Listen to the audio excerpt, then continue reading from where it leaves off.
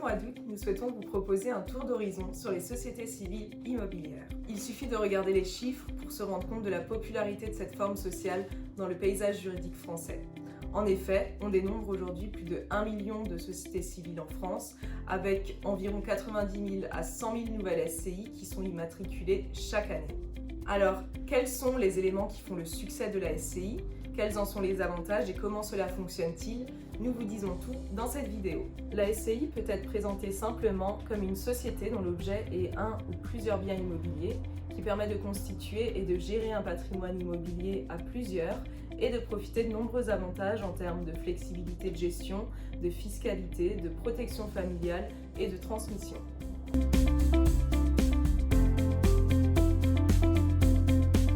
Tout d'abord, la SCI doit être constituée au minimum par 2 associés.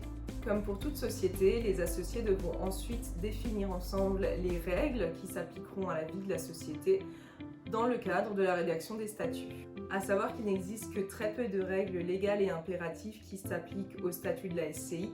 Les associés auront donc une très grande liberté, une très grande souplesse dans la rédaction des règles qui régiront notamment les pouvoirs du gérant, la tenue des assemblées, l'ouverture ou non à de nouveaux associés. La SCI doit ensuite avoir forcément un objet immobilier, à savoir l'acquisition, la gestion, l'administration ou la location d'un ou plusieurs biens immobiliers. À ce sujet, il existe 2 manières différentes d'intégrer un bien au sein d'une SCI. Soit le bien immobilier est apporté à la SCI et les associés recevront donc en contrepartie des parts sociales qui correspondent au montant apporté. Soit la SCI est constituée avec un capital social faible, à savoir 100 €, 1000 €, et la SCI va ensuite acquérir le bien immobilier en cash ou à crédit.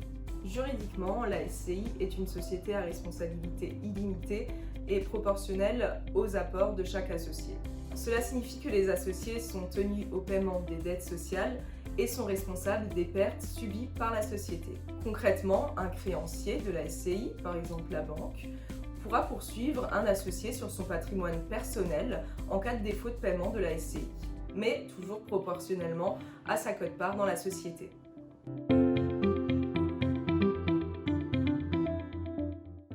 La SCI est un outil d'optimisation particulièrement intéressant puisqu'elle permet toute une série d'avantages. La SCI permet de détenir un bien à plusieurs sans être soumis aux règles contraignantes d'unanimité et au régime précaire de l'indivision qui veut que chaque indivisaire puisse mettre fin à l'indivision et forcer une vente d'un immeuble à tout moment.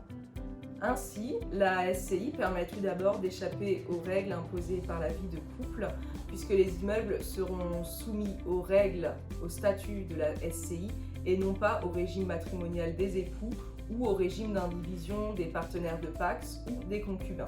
Du point de vue de la gestion, et contrairement à l'indivision, le patrimoine de la SCI est géré par un gérant. Ainsi, l'ensemble des associés n'auront pas à s'occuper de la gestion des biens, ils n'auront même pas forcément besoin de donner leur avis ou de participer à la prise de décision. De plus, la SCI et plus particulièrement ses statuts permettent de contrôler les entrées et les sorties au sein de la SCI. Cela peut être rassurant pour des parents qui ont à cœur de conserver un patrimoine familial et notamment d'exclure des pièces rapportées au sein de la famille. Lorsque vous cédez à une SCI un bien immobilier que vous détenez à titre personnel, vous percevrez en tant que vendeur du bien les capitaux pris de cession au sein de votre patrimoine privé. Ces capitaux pourront vous permettre de développer votre patrimoine immobilier et ou financier. En contrepartie, la SCI souscrira un emprunt pour acquérir le bien immobilier. De cette manière, la SCI se présente comme un outil de développement du patrimoine et de constitution de revenus complémentaires, immédiats ou à terme, notamment au moment de la retraite. La SCI est en principe imposée à l'impôt sur le revenu. Les loyers seront donc imposés après déduction des charges en fonction de votre tranche marginale d'imposition et aux prélèvements sociaux au taux de 17,2%.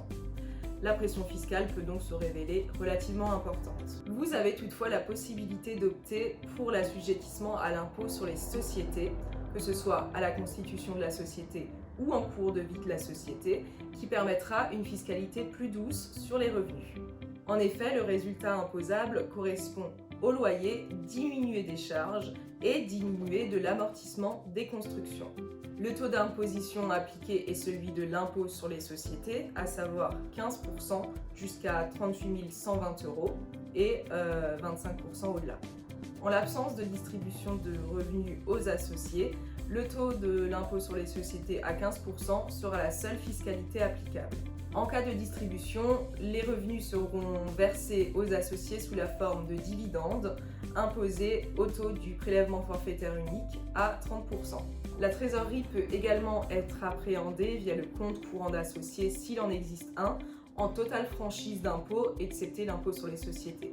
C'est le cas par exemple si un ou plusieurs associés ont injecté des capitaux au sein de la société, notamment pour couvrir les charges d'emprunt. Attention car l'option pour l'impôt sur les sociétés est irrévocable après une durée de 5 ans. Un autre intérêt majeur de la constitution d'une SCI est l'optimisation de la transmission de son patrimoine immobilier.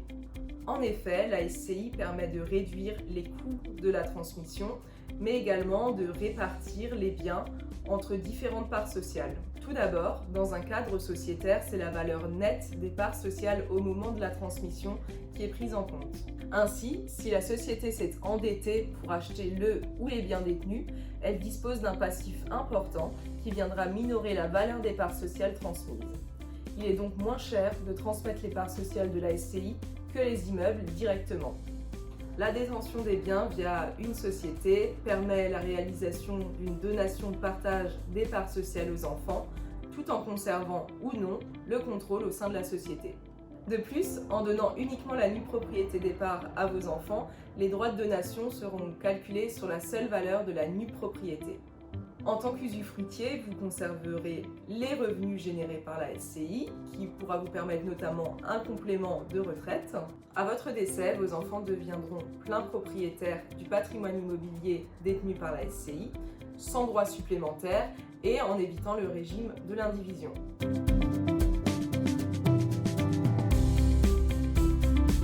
La SCI impose plusieurs contraintes en termes de gestion, notamment des frais de constitution pour la rédaction des statuts, pour l'immatriculation de la société, la tenue d'une comptabilité qui peuvent entraîner également des coûts supplémentaires et l'obligation de tenir une assemblée générale annuelle.